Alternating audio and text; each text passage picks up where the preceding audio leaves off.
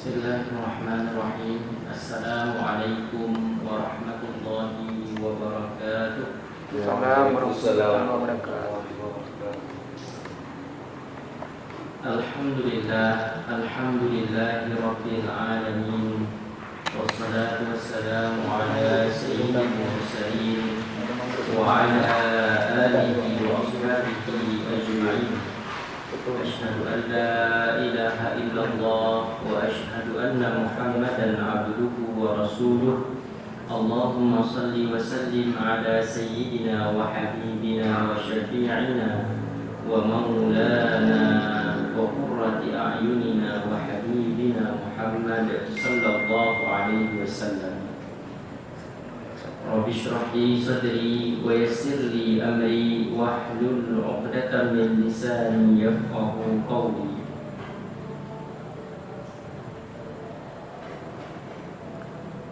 Yang kami muliakan segenap pengurus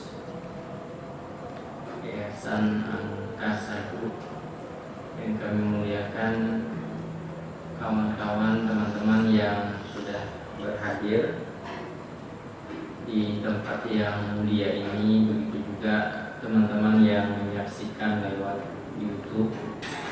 Mudah-mudahan Allah Subhanahu wa taala senantiasa memberikan rahmat, inayah dan karunia-Nya kepada kita semua, sehingga kita dapat menunaikan segala aktivitas yang menunjang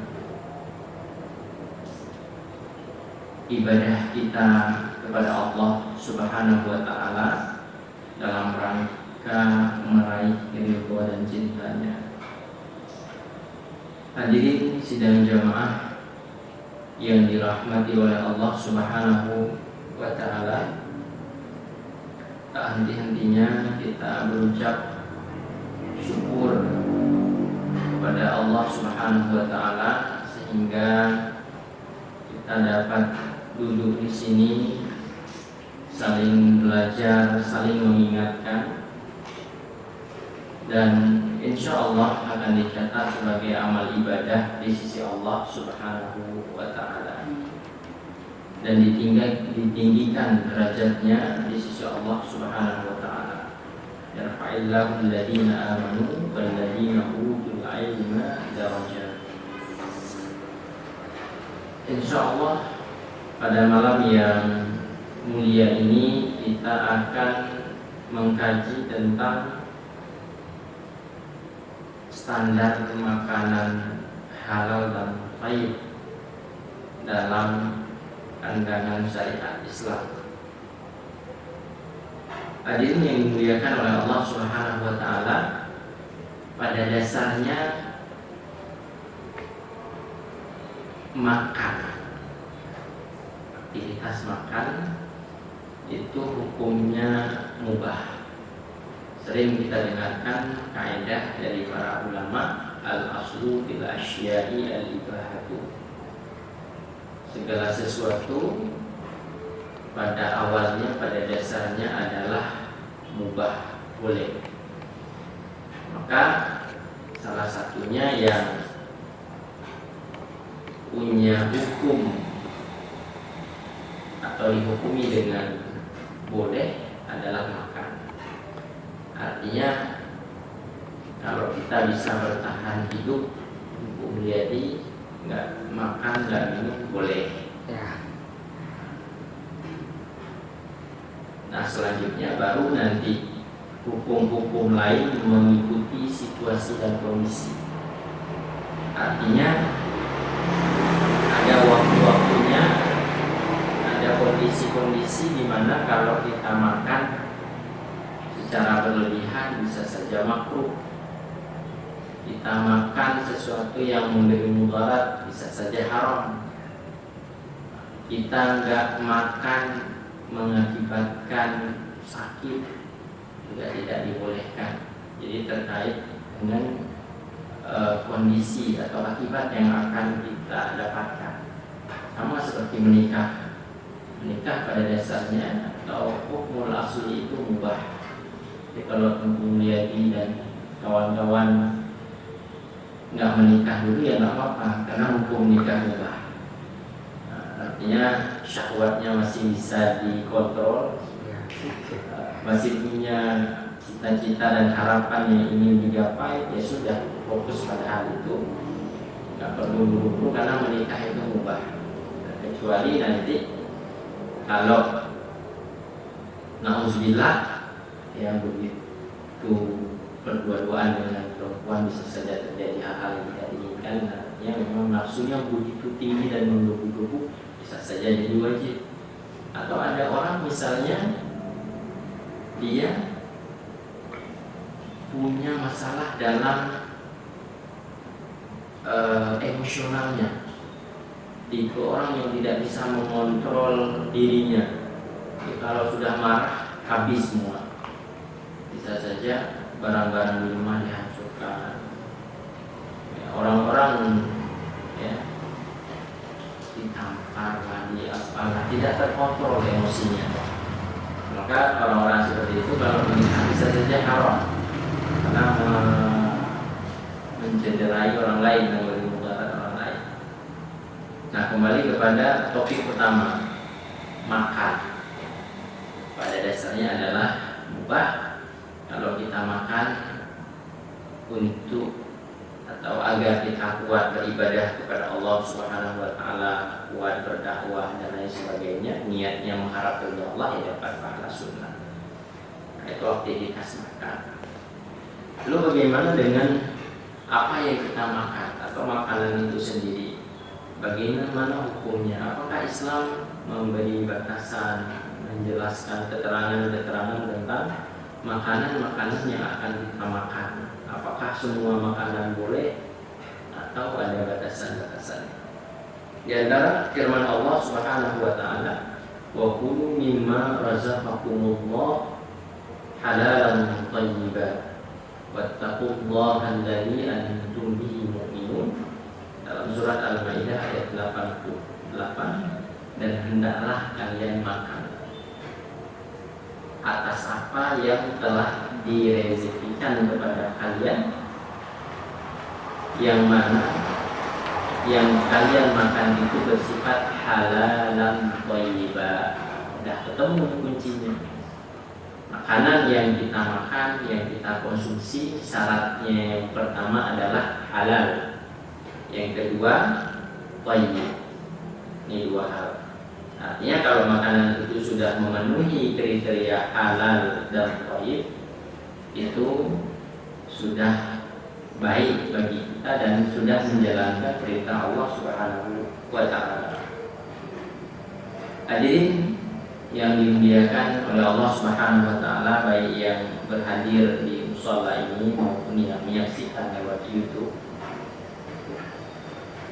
Kemudian sedikit kita kembangkan lagi,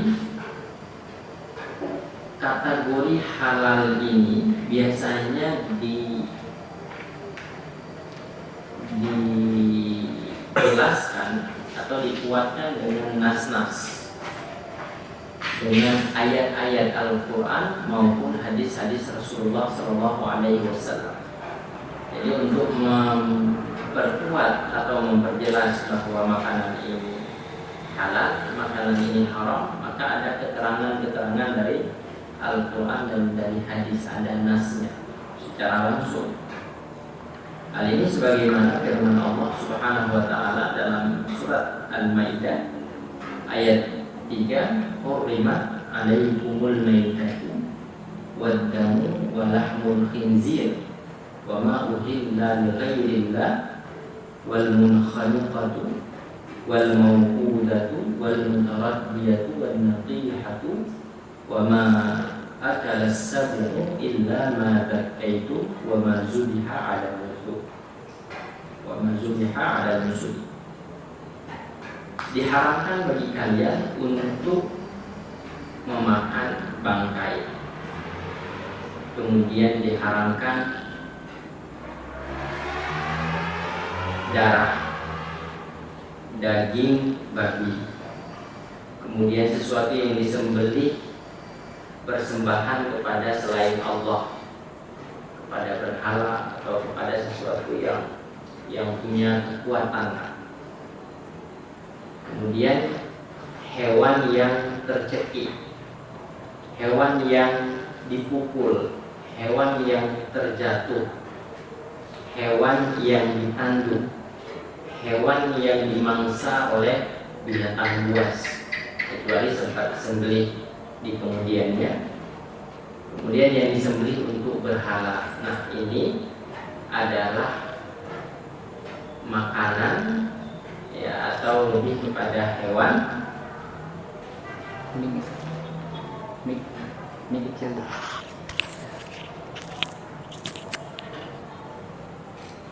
Maaf Pak.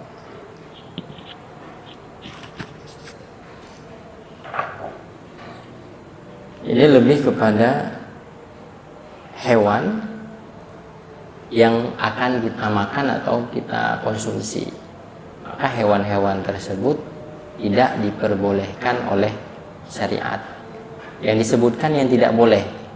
Kenapa disebutkan yang nggak boleh? Karena kalau disebutkan yang boleh terlalu banyak, nggak cukup waktunya, nggak cukup lembarannya. Jadi disebutkan yang tidak boleh apa saja secara khusus. Ya, sebagaimana dalam surat Al-Maidah tadi ayat 3. Begitu juga dengan hadis-hadis Rasulullah Shallallahu Alaihi Wasallam, diantaranya adalah hadis yang diriwayatkan oleh Imam Bukhari dan Imam Muslim. Anna Rasulullah Shallallahu Alaihi Wasallam naha an akli kulli dhinabin minas siba. Rasulullah Shallallahu Alaihi Wasallam melarang untuk memakan binatang yang punya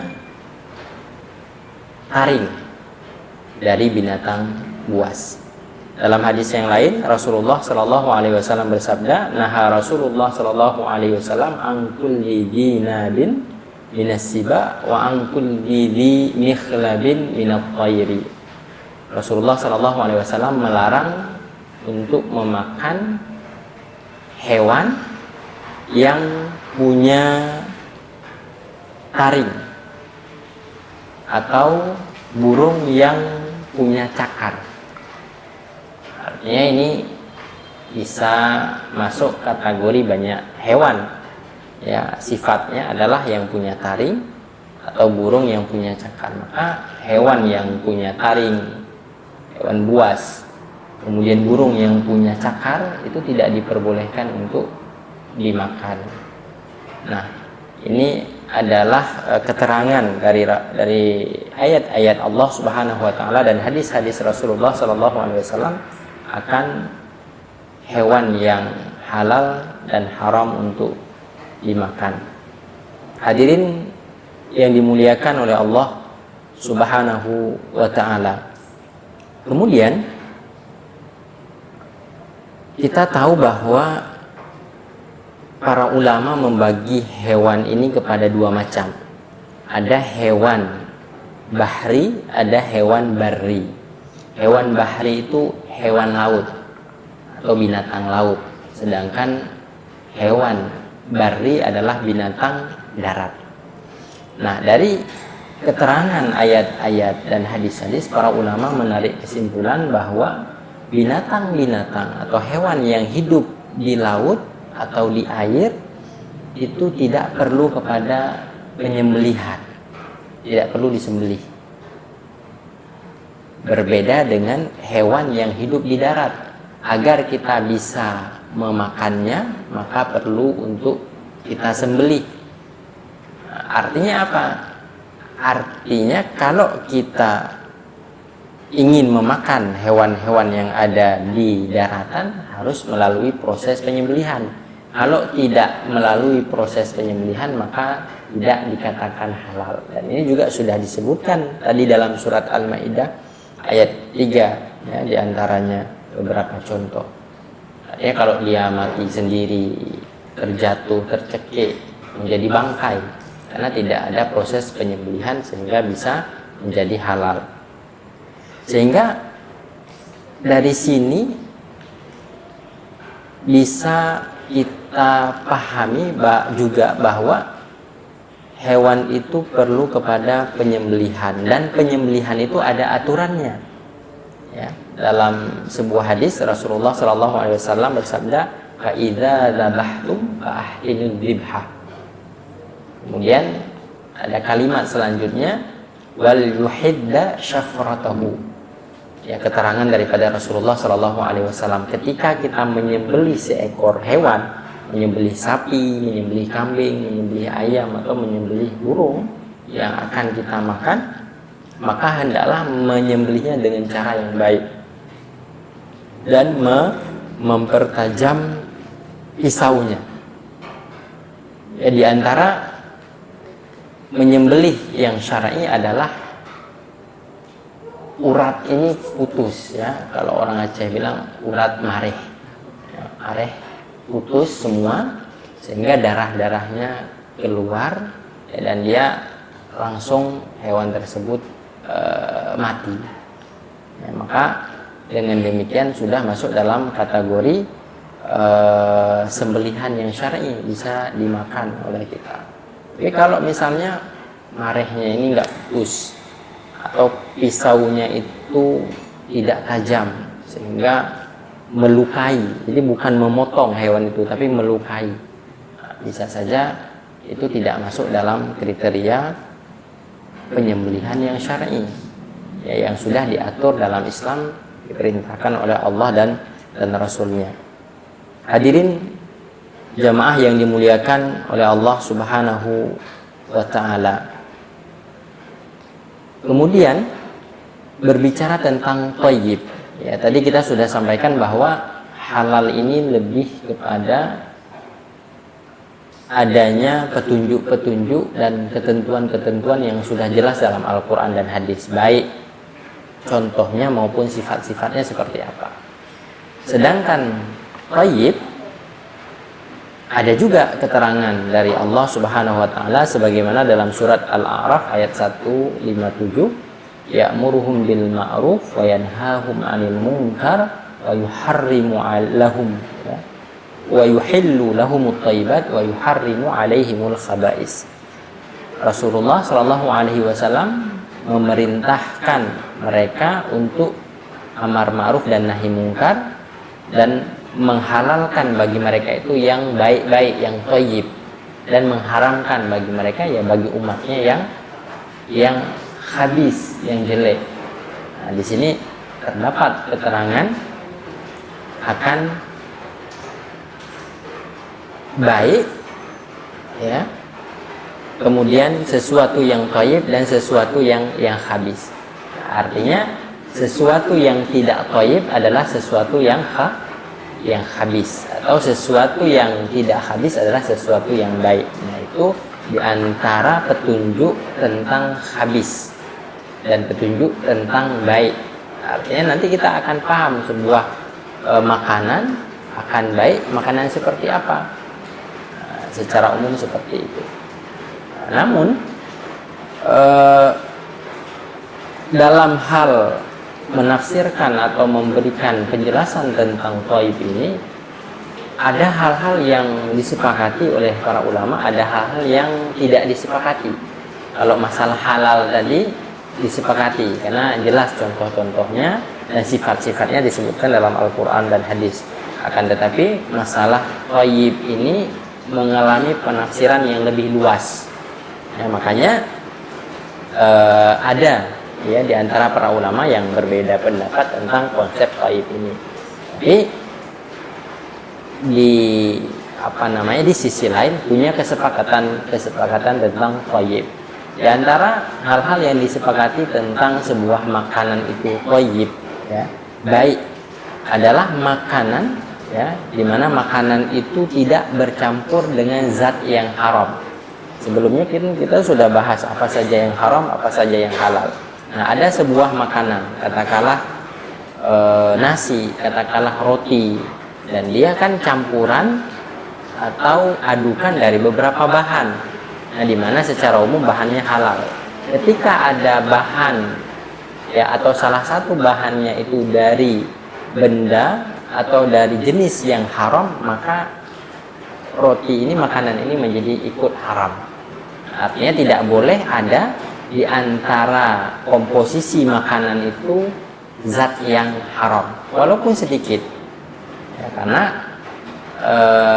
misalnya dalam makanan itu terdapat katakanlah khamar, ya, makanannya banyak, ada 5 kilo misalnya. Khamar itu cuma 1 tetes saja, maka makanan yang tadi 5 kilo itu semuanya menjadi atau terkena bias khamar dan menjadi haram. Atau ada sebuah roti, ya, roti itu diproduksi sangat banyak sekali, katakanlah ratusan, ribuan, ditaruh minyak babi 1 tetes saja, maka semuanya itu jadi haram, ya, ikut haram. Maka makanan-makanan yang diproduksi, ya, yang tadinya atau awalnya dia dari komposisi halal, kemudian dicampur dengan sedikit yang haram, maka akan terkontaminasi, semuanya menjadi haram. Artinya tidak boleh tercampur dengan benda-benda yang haram. Makanya harus dipastikan, ya. Nanti pembahasannya tentang halal mu'i. Kenapa sebuah makanan, apalagi sudah dikemas, butuh kepada halal mu'i?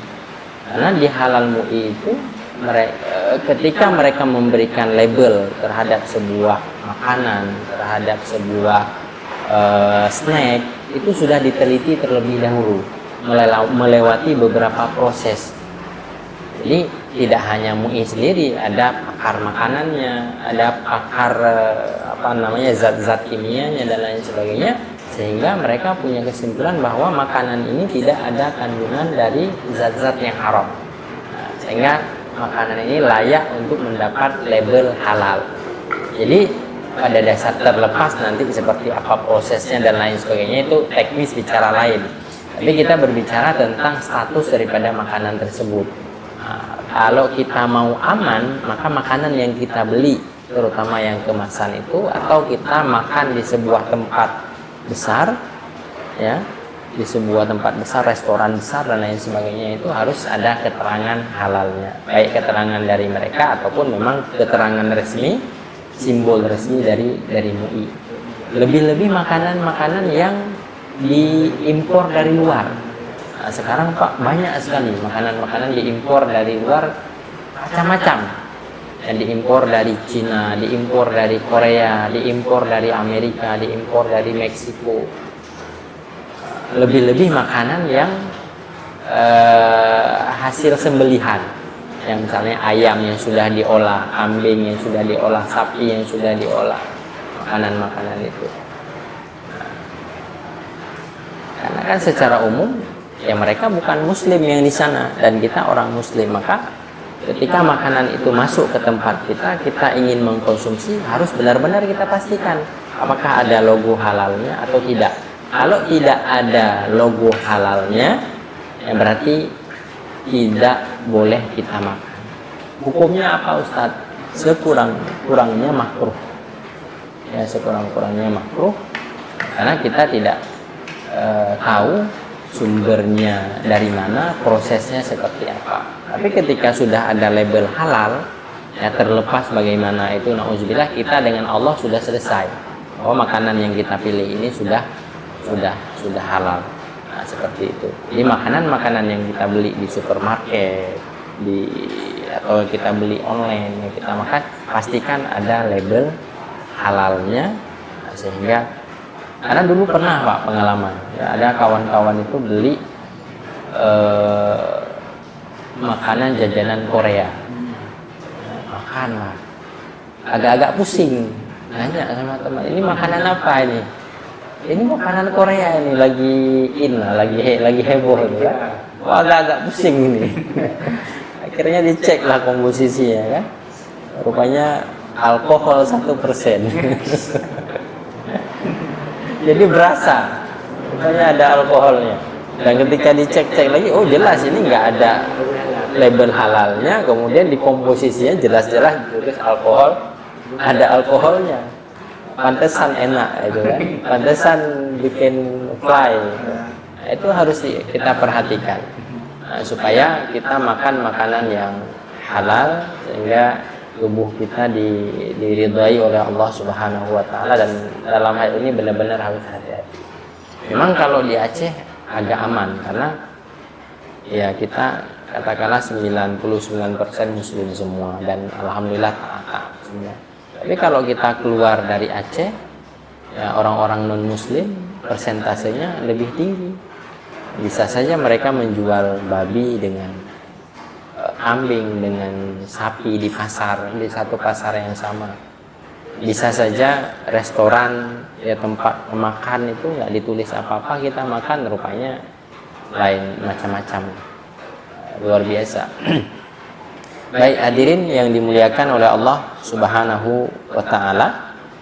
Jadi di antara keterangan atau ketentuan thayyib yang disepakati oleh para ulama adalah makanan tersebut tidak bercampur dengan zat yang haram, baik itu khamar, baik itu minyak babi atau hal-hal lain yang memang sudah disebutkan atau sudah diketahui keharamannya.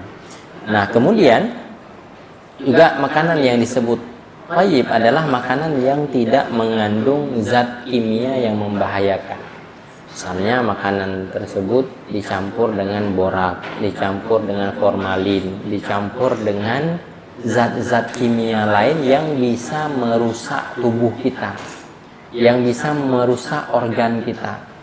Maka juga ya makanan yang seperti ini atau makanan yang bercampur zat-zat membahayakan ini tidak thayyib.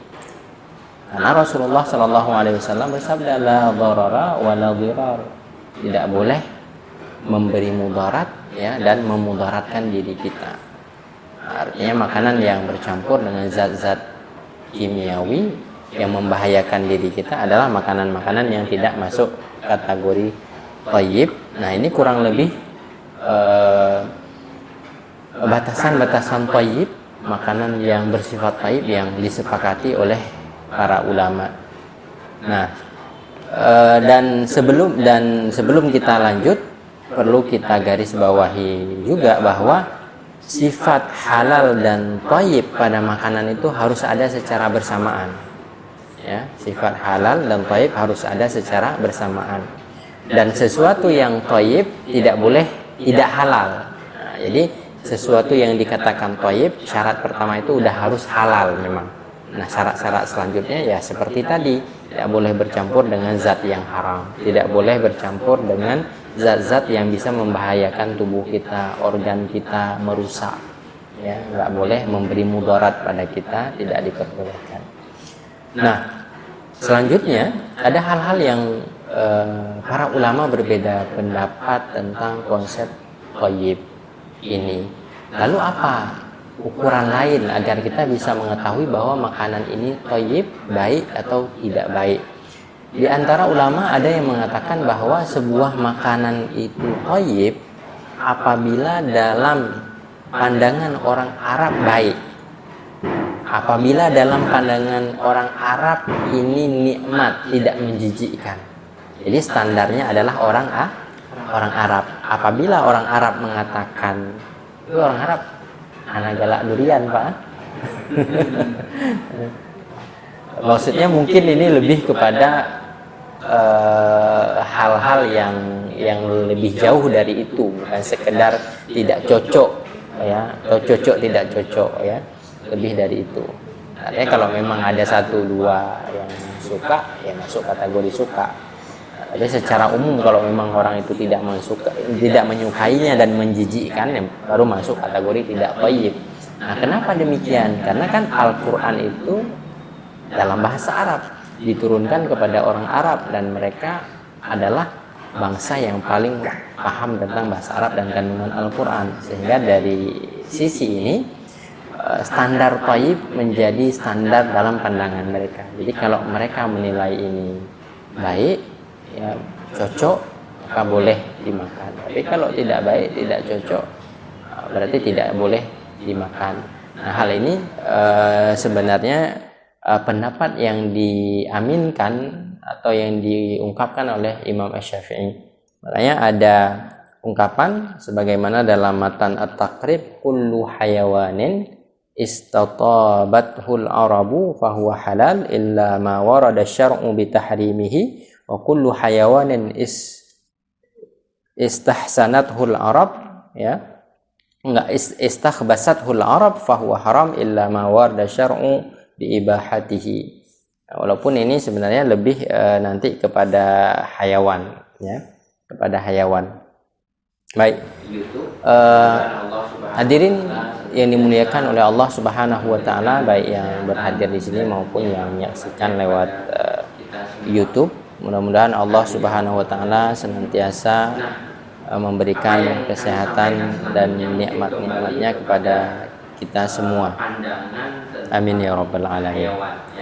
Nah, apa yang kami sampaikan selanjutnya mungkin kembali kepada pandangan tentang hayawan, ya, atau hewan yang boleh dimakan.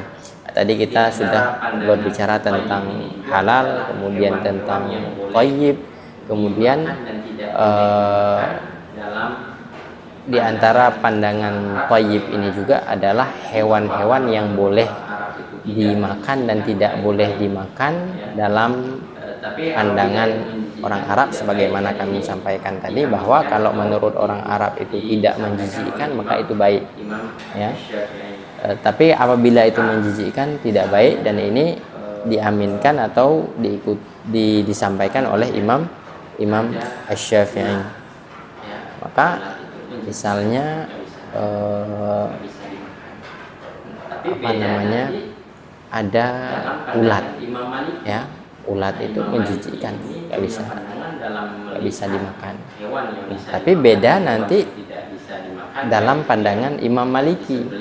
Nah, Imam Maliki ini punya pandangan dalam melihat hewan yang bisa dimakan dan hewan yang tidak bisa dimakan, baik itu yang disembelih atau yang tidak disembelih, adalah sesuatu yang dirinya itu atau orang daerahnya itu suka atau tidak suka. Kalau memang orang di daerah itu atau dirinya itu suka dengan itu, tidak menjijikkan, maka nggak apa-apa makan. Tapi kalau menjijikkan tidak boleh.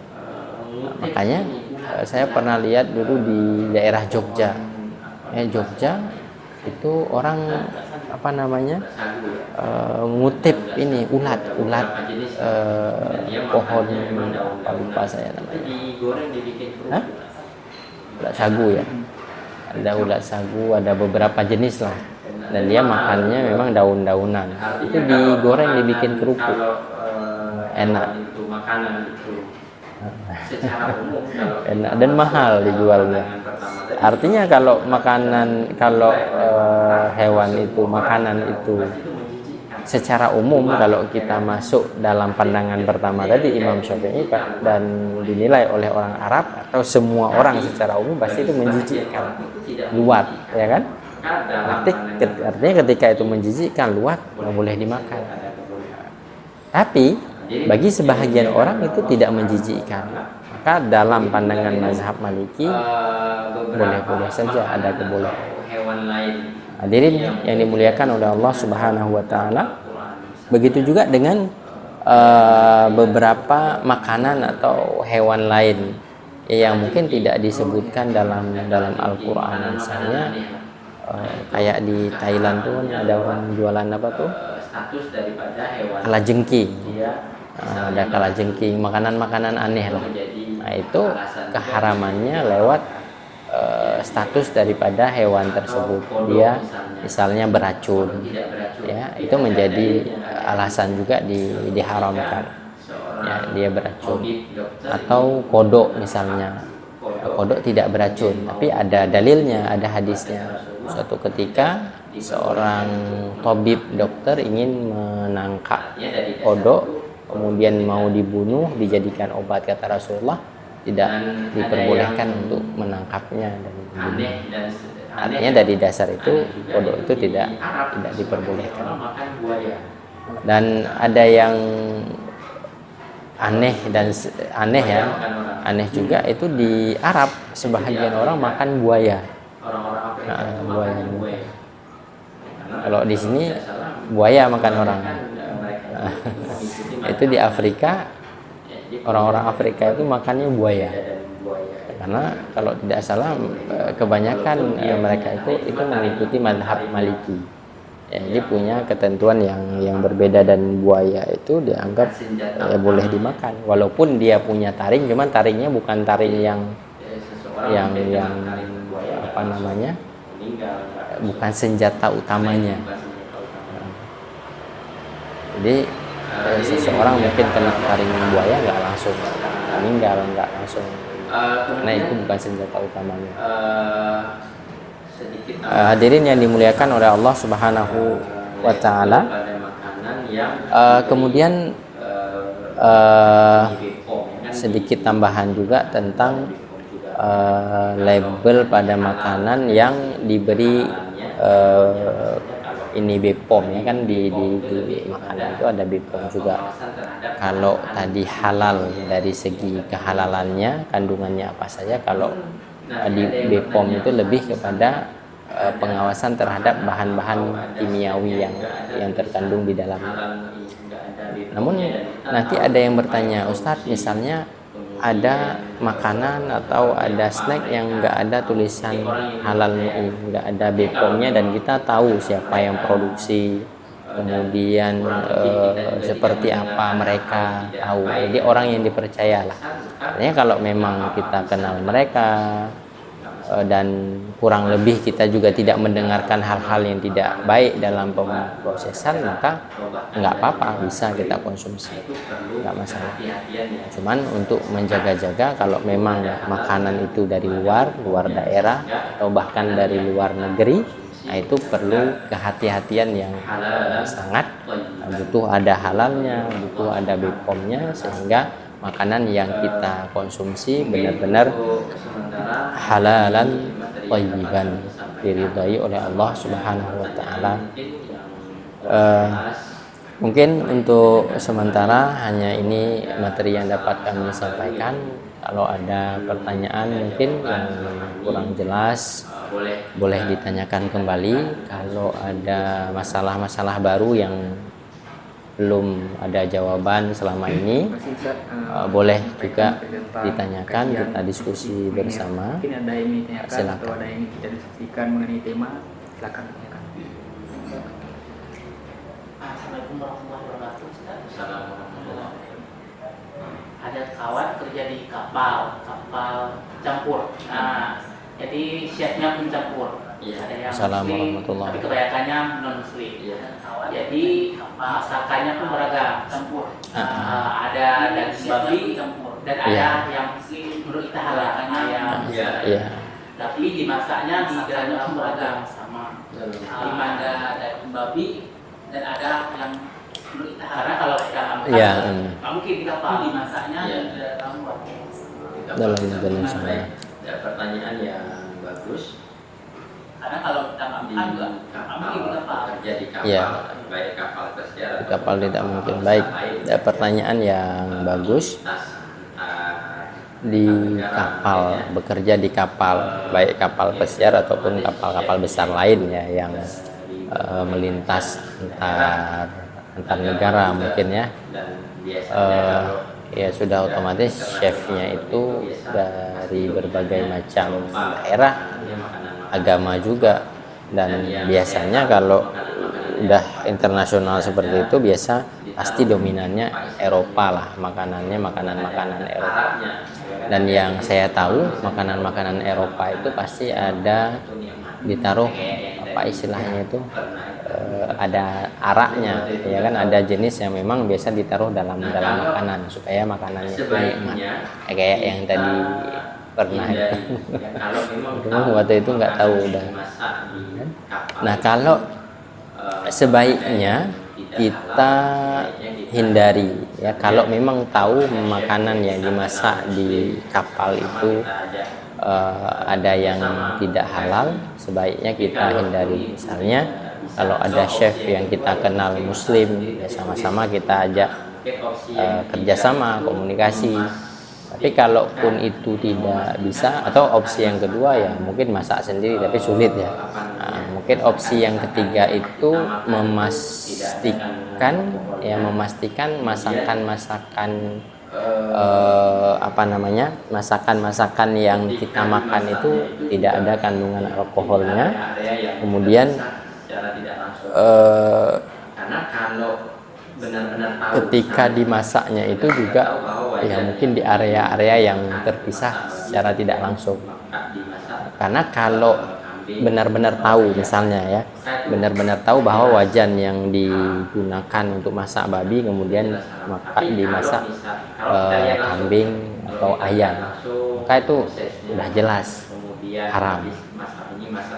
Sudah jelas haram. Tapi kalau kita lihat langsung prosesnya, kemudian habis masak ini ada ketemulah seperti itu. Tapi kalau tidak kita lihat langsung dan kita tahu di situ ada masak babi dan masak daging, hukumnya makruh. Kenapa bisa makruh? Karena kita tidak bisa kita tahu ada informasi bahwa di situ dimasak babi dan dimasak ini dengan wajan yang sama bisa jadi, tapi kita tidak melihat langsung proses itu. Tidak melihat langsung, maka menjadi makruh hukumnya sekurang-kurangnya. Tapi saya rasa mungkin di kapal bisa saja ada SOP-nya juga, tidak. Jadi kalau misalnya ada muslim dan lain sebagainya. Kalau yang nggak bisa makan babi, berarti paling makanan saja dipisah.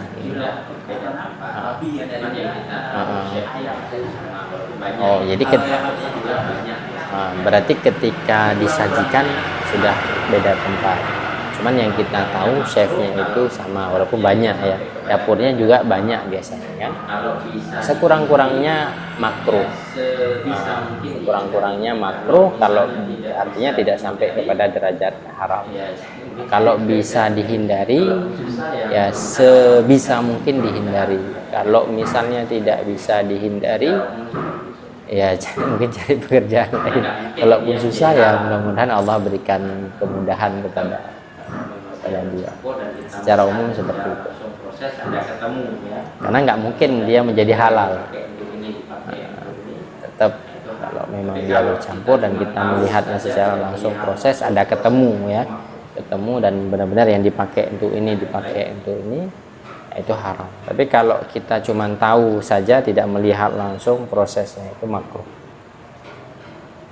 Ada yang lain? Contoh lain misalnya kan ada orang non muslim dia jual bakmi, kita tahu dia sama contoh lain misalnya kan ada orang non muslim dia jual bakmi, kita tahu dia makan mereka konsumsi babi, konsumsi makanan haram, dan mereka jualan mie ayam. Kan sering mereka bilang ini mie-nya halal nggak ada B. Bukan itu maksudnya. Dia tidak jual B, belum tentu benar-benar halal. Karena di rumah dia konsumsi makanan yang haram. Sekurang-kurangnya makruh. Artinya walaupun mereka bilang kami tidak menjual B atau dan mereka kan juga tidak paham sampai kepada kandungan minyaknya seperti tadi kan. Dan lain sebagainya, ya sekurang-kurangnya makruh. Artinya tetap makan di tempat non muslim walaupun ditulisnya tidak menjual B dan yang lain-lain, bukan opsi pertama tapi opsi terakhir ya, kalau memang orang lain yang muslim tidak ada yang jualan. Mungkin dari saya Pak. Iya. Tadi kan Ustaz bilang yang hidup di laut tidak usah disembelih. Dia hidup di darat harus disembelih. Kalau tidak haram. Apakah hewan yang hidup di darat itu ada pengecualiannya Ustaz? Contoh burung kan, burung kecil tuh kayak pipit ataupun belalang. Iya, yang ada ini. Yang ada ininya, yang ada lehernya itu disembelih. Satu lagi terkait dengan ayam yang ada di KFC. Yang ada ininya, yang ada lehernya itu disembelih. Orang itu gimana punya cara penyembelihannya, cara penyuciannya gimana? Terus ayamnya apakah ayam KFC. sesuai dengan syariat Islam ataupun tidak? Itu bagaimana hukum bagi yang kita makan? Iya, saat kayak makan? Kita makan ya. Karena kan kemarin juga ada berita viral tentang Iya. KFC di Lukmawe, katanya ada mengandung Hukum zat-zat kita yang makannya. nggak baik lah untuk kesehatan. Iya. Jadi ini dua pertanyaan. Dan Iya. ini bukan hanya Sika itu, bisa saja Iya. restoran-restoran lain yang Oh, iya. Jadi ini dua pertanyaan lah. itu kita Dan ini bukan hanya Sika itu, bisa saja restoran-restoran lain yang menjual ayam semacam itu, kita nggak tahu bagaimana prosesnya seperti apa mereka sembelih. Secara umum, kalau memang secara umum makanan yang dijual adalah makanan halal dan di tempat yang insya Allah ini syariat Islam di Aceh ya, terlepas sempurna belum sempurna dan lain sebagainya, sampai di situ aman, halal, artinya kita makan makanan yang halal. Kalaupun ada isu-isu yang mengatakan bahwa prosesnya penyembelihannya itu tidak benar dan lain sebagainya, harus kita buktikan ya, harus ada buktinya. Nah, tidak boleh kita mengatakan dengan perasaan saja, dengan feeling saja. Kan kadang ada orang bilang mana ada mereka belajar, tapi kan kita nggak tahu juga, barangkali mereka kerjasama dengan peternak ayam yang memang ya muslim, orang yang baik, karena namanya juga perusahaan, biasa mereka tidak bekerja sendiri, udah ada bagian-bagiannya. Jadi ayam ngambil di tempat orang yang muslim yang baik. Artinya kalau memang makanan itu pada dasarnya halal, terutama ayam, kemudian pada prosesnya seperti apa, selama kita belum tahu prosesnya itu dalam penyembelihan salah, ya penting aman. Kecuali kita melihat secara langsung, misalnya ayamnya disembelih pakai mesin misalnya, ya kan? Atau ayamnya sebenarnya tidak disembelih, langsung dimasukkan ke mesin, diproses langsung keluar bulat. Nah, kalau kita menyaksikan sendiri atau ada data, ada fakta, ada temuan seperti itu, nah baru bisa kita katakan bahwa makanan itu tidak aman untuk dikonsumsi dan tidak halal. Nah, kemudian yang kedua, zat-zat yang dipakai atau kandungan yang ada dalam makanan itu, campurannya, tepungnya dan lain sebagainya, sama, harus ada pembuktian juga. Nah, di antara pembuktian ya dari BPOM ini nanti, yang BPOM ini pasti kalau mereka menemukan hal yang bertentangan dengan ketentuan-ketentuan yang berlaku, pasti akan dipanggil, dicabut izinnya. Artinya kalau belum dicabut, masih dibiarkan dan lain sebagainya, berarti aman-aman saja. Oh, nanti ada misalnya saya makan ini kok jadi seperti ini, gatal-gatal misalnya, lain, itu ke pribadi ya, itu ke pribadi, itu pengalaman pribadi. Artinya ketika kita makan suatu makanan tidak cocok, memberi efek yang tidak bagus, nah itu mungkin antara kita pribadi dengan olahan makanan itu, bukan makanan itu berarti ini ada kandungan yang tidak baik, dan kita karena belum ada buktinya seperti itu. Toh juga nanti misalnya makan daging kambing enak kan, halal, thayyib ya, cuman kalau sebagian bapak-bapak asam urat jadi nggak baik, pulang-pulang asam urat udah tegang di situ, harus bawa ambulan, harus bawa tandu, jadi nggak baik.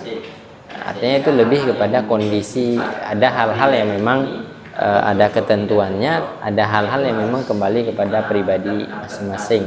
Nah, sehingga hal-hal yang bersifat pribadi ini atau cocok tidak cocok, nah itu harus kita terka sendiri, harus kita bahasa Aceh penyum-penyum gero, apakah makanan ini cocok untuk saya atau tidak cocok.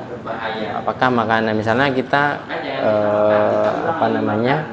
alergi ya, kalau makan ikan ini misalnya bisa berbahaya, maka jangan kita makan, kita ulang lagi makan, gatal lagi ya, itu memberi mudarat bagi dirinya sendiri. Atau ada makanan yang kalau kita makan bisa bikin lemak bertambah dan lain sebagainya, berarti jangan kita makan. Wala tulqu anfusakum ila tahluka, itu kembali kepada kaidah umum, janganlah kita menjerumuskan diri kita ke dalam kehancuran, baik kehancuran yang akan kita dapatkan secara langsung ataupun secara berkala di kemudian hari. Hal itu dilarang oleh Allah Subhanahu wa taala. Makanya mohon maaf ya, terlepas ada banyak pendapat tentang rokok, para ulama melihat hal itu yang mengharamkan melihat temuan berdasarkan fakta, data dan analisa dari kajian klinis daripada kedokteran, bahwa ada banyak orang yang setelah itu berakibat efek tidak bagus secara langsung sehingga mengharamkan. Ada sebagian ulama mengatakan bahwa ini nggak sampai haram, makruh saja. Kenapa? Karena efeknya itu jangka panjang, ya, jangka panjang. Toh kayak tadi orang sering-sering makan daging kambing juga asam urat membahayakan.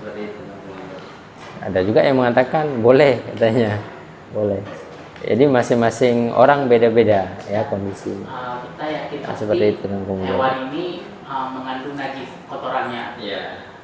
Misalnya udang berbor sama teri, ya kan susah untuk dibersihkan. Tapi kira-kira hewan ini akan mengandung atau kotorannya? Iya. Karena buat nasi, udangnya teri langsung kayaknya satu dibersihkan. Iya. Kecil mungkin tidak dibersihkan. Atau itu diantaranya haram dalam nasi. Misalnya atau langsung kayaknya kecil mungkin kan. Iya. Kotoran seperti itu haram karena apa ya, dia kan termasuk hewan yang tidak kalau jelas kotoran seperti itu tangannya, kakinya. apa ya, dia karena kan termasuk hewan yang tidak begitu jelas antara kepalanya, tangannya, kakinya. Jadi dia semi apa istilahnya?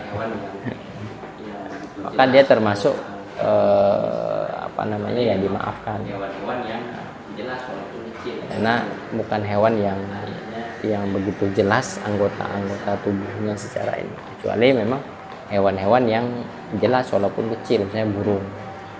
Taiknya ya tidak bisa. Ada lagi mungkin? Kalau nggak ada lagi,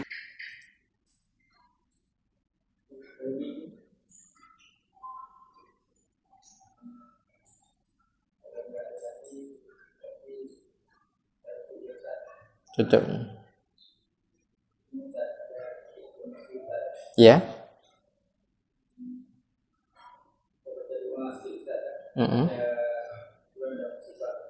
Siapa?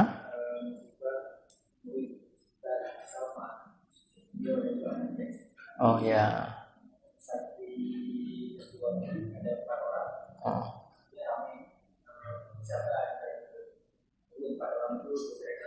Asal.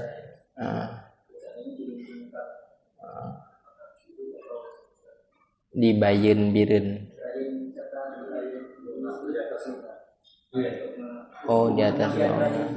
Iya.